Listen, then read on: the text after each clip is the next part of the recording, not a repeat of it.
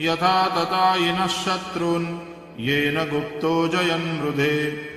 श्रीशुक उवाच वृतः पुरोहितस्त्वाष्ट्रो महेन्द्रायानुपृच्छते नारायणाख्यं वर्माः तदिहैकमना शृणु। विश्वरूप उवाच धौताङ्घ्रिपाणिराचम्य स पवित्र उदङ्मुखः कृतस्वाङ्गकरन्यासो मन्त्राभ्यां वाग्यतः शुचिः।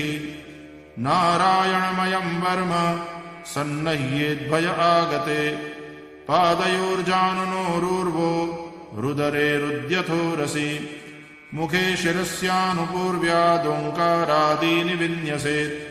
ॐ नमो नारायणायेति विपर्ययमथापि वा करन्यासं ततः कुर्यात् द्वादशाक्षरविद्यया। प्रणव